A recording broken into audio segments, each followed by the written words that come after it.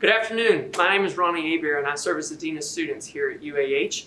And we're going to spend a little bit of time this afternoon talking about all of the opportunities that are available to your student to get involved and begin to build their sense of belonging here on the UAH campus. First thing I wanted to do is talk a little bit about our Office of Student Life. We have just under 200 registered student organizations, so there's pretty much something for everyone to find to get involved in here on campus.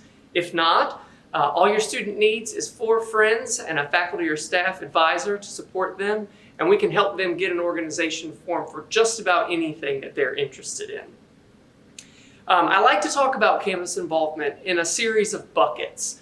And the things that really identify the groups or activities that are in each bucket are the level of or the type of commitment that is required of your student. So the first bucket of involvement would be those things that are really low stakes. These would be one-off events that are prepared for your students by the Office of Student Life or our Association for Campus Entertainment. They take place every week. We also offer movies on the weekends. They're typically new release films. We'll pop some popcorn, have soft drinks and water, all at no additional charge to your student. We also offer comedians and ventriloquists and illusionists, all kinds of things, as a way to provide opportunities for your student to be entertained, but also to provide an opportunity for them to get to know some folks and really start to feel like they belong here on our campus. Now, while these things may look a little bit different this fall as a result of COVID-19, we promise you there are going to be a ton of opportunities for your students to get involved and get plugged in a meaningful way to them. The next level of student groups or student opportunities for involvement would be those things that require a little bit of an additional commitment of time and effort on the part of your student. Those would be things like fraternities and sororities, student government association, the cheerleading squad. It's just that next level of expectation of their participation and their involvement. The next group of organizations would be our academic organizations. UAH is a highly academically focused institution, and many of our areas of study also have corresponding student groups. So if that area of study is a huge passion of your students, there are groups of students that share that passion and that same interest, and those are great opportunities for your students to get involved as well. The last bucket of student groups are what I like to refer to as our niche student organizations. These are things that don't really belong in any of the other buckets because they are so specific to a particular topic or activity. Those would be things like the anime club, the fencing club, the LARPing club. Again, we have just under 200 student organizations, so I promise you there is something for everyone that spans the range of those buckets of involvement. Next, I wanted to spend a little bit of time talking about our fraternity and sorority community. If your student is interested in a fraternity or sorority experience, that is certainly an option that is available to them here at UAH. We have active chapters of all 3 of the national governing councils here on campus. So the College Panhellenic Council, the National Panhellenic Council, and the Interfraternity Council. There will be an opportunity for your students to meet members of our fraternity and sorority community via some Zoom sessions this summer, and then also during a number of activities during Week of Welcome right after move-in. So if your student is interested in learning more about the community, I encourage them to seek out those events, seek out those students that are already active in those organizations to make sure they get those questions answered. Next way of involvement or area of involvement that I wanted to highlight would be our community service area. This is an area that's housed within the Office of Student Life. And it sort of spans a wide range of service opportunities, from monthly coordinated service opportunities to alternative break trips. I like to tell parents that maybe if your student doesn't really want to come home for fall break or spring break, or if you don't want them to come home for fall break or spring break, no judgment here, I will gladly take them somewhere and put them to work in a community somewhere. Our trips are typically within the Southeast region. And we usually go to a number of different cities throughout those trips. We also offer a number of community engagement and leadership development programs within the area of community service. So if you have a leadership-minded or service-minded student, I'd highly encourage them to stop by the Student Life office while they're here on campus to learn more about the opportunities available to them. There will also be some opportunities for them to get more information during the Week of Welcome about those events. The next area of involvement I wanted to chat about is campus recreation.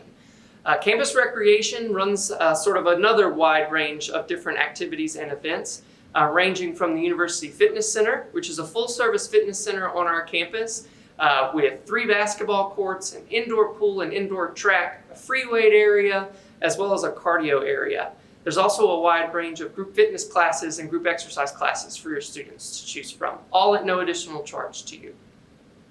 We also offer a wide range of intramural activities, as well as club sport participation that runs the range from disc golf all the way to esports and everything in between. So if you have a student that is active, either outside or behind a gaming controller and a TV screen, there are plenty of opportunities for them to get plugged in and become a part of the UAH community in that way while they're here. I also wanted to spend some time talking to you all as parents to provide some out-of-the-box types of tips for you to support your students' involvement and engagement when they get to campus. Student involvement, student engagement, that co-curricular experience will be more important than ever this fall as a result of all of us spending so much time separated from each other over the last couple of months. And so there are some ways that you and your student can start to think about how they want to get plugged in once they get here in the fall right now from the comfort of your own home. First is to encourage your student to plant the seed early. Now is a great time for your student to start combing the website, the Student Life website, the student organizational contact information website, the Week of Welcome schedule that we've got published, to really find and identify the areas or the activities that they want to participate in whenever they get here. Move-in in the beginning of the semester, as you can imagine, can sometimes be overwhelming to students, especially our new students and new traditional age freshmen. So if they start thinking about and identifying what those activities, clubs, student groups are now, they'll be more likely to have a plan in place whenever August gets here to seek out those activities in those organizations. There will also be a student involvement fair scheduled in the University Fitness Center during Week of Welcome, which is your traditional tabling event. It's a great opportunity for our student organizations to share information about their groups, but also for your students to get that information about the groups that they are most interested in. Again, having that plan in place of what groups they want to seek information about prior to getting to that event will help them sort of navigate the 100+ tables that we typically have of our student groups. So have that conversation now and start coming up with that plan so that way it can run much smoother come August. Next, encourage them to get involved in the community. This goes back to that community service area. We sometimes think of engagement and involvement as being a part of a team or a part of a student group. But I always encourage UAH students to look beyond the boundaries of our campus and really explore and immerse themselves in the greater Huntsville community. And especially for those students that are typically a little bit more service-minded, there are great organizations and nonprofits in the area that the university has an established partnership with that we want to get you connected with those groups so that you can experience all that Huntsville has to offer. It's also important for you as parents to remind your student that, especially at the beginning, that they're not supposed to know people just yet. There will undoubtedly be a time in the first couple of weeks when your student gives you a call and they are maybe a little bit down after the honeymoon period has worn off because they are in a new place and they haven't really cultivated those relationships yet. And you as a parent are going to initially want to start to sob crying with them, rush to Huntsville, snatch them up and take them home. And I want to caution you and encourage you to not do that, but rather flip the script a little bit and point out the obvious to them, that they are in a new place for the first time and that they aren't supposed to know people just yet. And the development of relationships, the cultivation of relationships takes time and effort. Having that message come from you as someone that they know and trust and love will resonate more with them than if we start to tell them that at the beginning. So having that sort of triangulated message both from our staff, our upperclassmen students, and from home will only instill in them a greater level of confidence to keep putting themselves out there, to make new friends, to enter into environments that may be uncomfortable at first because they don't know anyone, because that's where they will truly find folks to connect with. The next tip is to encourage them or suggest that they get paid for their involvement. Again, we think of traditional involvement as being on a team or a part of a group, but student employment is another great opportunity for students to get plugged in and be a part of the UAH community. There's sort of three benefits to student employment. First, your student gets to be a part of sort of a little small community within the department that they work in. So they will have some upperclassmen, students that serve as peers, that can sort of be their mentors in that work environment. So that's one level of community. The next level of community is they'll be working with and for either a graduate student or a faculty or staff member that is employed by the university. So there's someone else sort of keeping an eye out on them. So we can start to notice if they start skipping work or maybe showing up a little bit late, which may be out of character for them. It provides us the opportunity to try to intervene to get to the root of what may be going on early rather than later. And lastly, they earn a paycheck, which is win-win for everyone. Gives your students a little extra spending money for those trips to Popeyes or Chick-fil-A or some of the other great restaurants here in Huntsville. Lastly, suggest that they try again. You and I both know that the first group that your student is a part of or the first folks that they meet may not end up being their community or their best friend for the duration of their time here at UAH. So when they start to make those connections and join those groups, and if it doesn't necessarily turn out the way that they thought it would, and they get a little discouraged by that experience not meeting their expectation, it's a great opportunity for you to again remind them that it takes time and effort and work to really feel like you are a part of and belong to a community. So when it doesn't work out, having you as their cheerleader back home, reminding them to try again, it will get better, keep trying, will be the motivation that they need to pick themselves back up from that negative experience and truck along and find that next person or involvement opportunity that will likely help them connect. I also wanted to put together a couple of tips for you all as parents of new college students. I've been working with college students for about 12 years now, and I wrote a dissertation on the role that parents play in an undergraduate student's college experience. So parents are my people, and so I wanted to share just a couple of tips from my years of work, but also my research on how you can best support your student. I've also included a couple of great reads. If any of you are looking for some additional supporting literature or things that can sort of put you in an environment of other supportive parents of college students. So check out How to Raise an Adult and then also The Happiest Kid on Campus as well. My first tip for you though is that your students don't become good college students overnight. Typically at move-in, I will overhear at least one parent telling their student, well, you're in college now, so you should know how to do blank task. There has been no magic that has occurred over the last 3 to 6 months that has made your student a stellar college student just yet. There's a little bit of a learning curve of how do they do all of the things that we are now expecting of them? How do they meet the academic expectations, the social expectations that are being placed on them? How do they manage their time in a way that lets them be successful in the classroom, successful out of the classroom, eat meals, do laundry, study, all of the things that they need to do to be a well-rounded college student. So I request that you give them a little bit of grace at the very beginning to figure out how to do this college thing. They'll figure it out, but it doesn't happen overnight. The next tip is challenge and support. There may be a time in your students' time here at UAH where you get a phone call and they say that so-and-so just isn't being helpful. And I'm here to tell you that 99% of the time, it's not that whoever that person may be isn't being helpful. It's that they aren't solving their problem or their issue for them. Rather, they are mentoring them and coaching them and giving them the tools that they need to go out and solve their own problem for themselves, which can sometimes be a little bit frustrating to our new college students, especially when they have had their warriors there with them to make sure that all of the issues and problems were moved out of their way. We're doing that on purpose. We are challenging your student, again, while giving them the tools that they need to be successful, and then wrapping them in this bubble wrap of support. So if they get a little derailed or fall off track, we're here to help them course correct. But we are trying to instill in them the confidence to solve their own problems and to take ownership of their experiences. So that is probably being done on purpose So I just wanted to throw that out there to you. Next, open communication and manage expectations.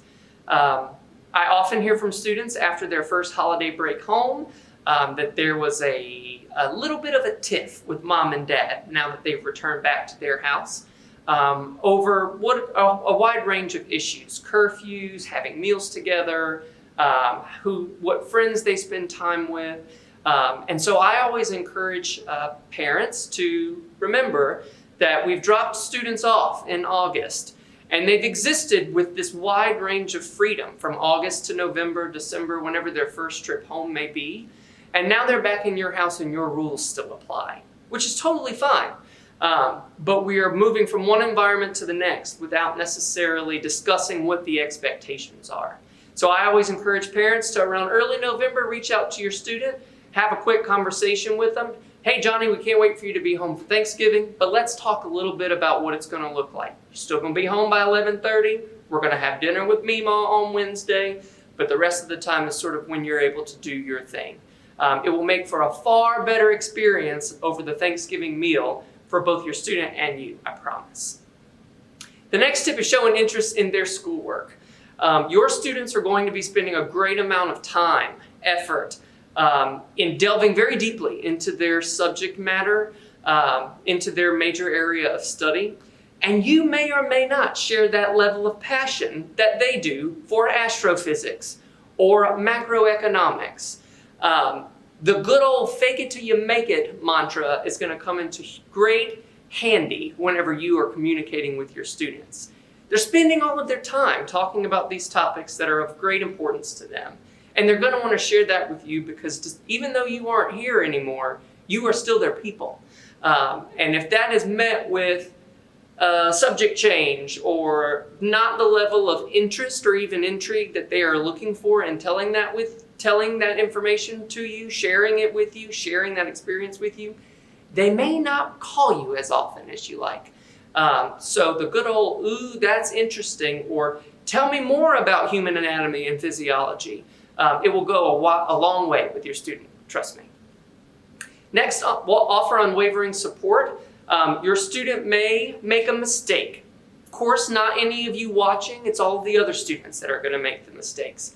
But if and when your student does make a mistake or handle a situation differently than you would have liked, I would like to encourage you to resist the urge to respond by saying, I told you if you wouldn't have done that, this wouldn't have happened. Chances are your student has already experienced the consequences of their actions, and they are reaching out to you again because you are their people. And they're wanting to sort of wallow around in their grief and in their probably upset with themselves for making the decision that they did. And your relationship with your student is going to be a little bit different after they get here in August.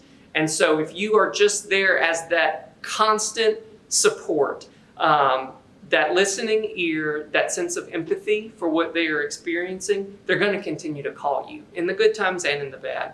Because again, you'll always be their people.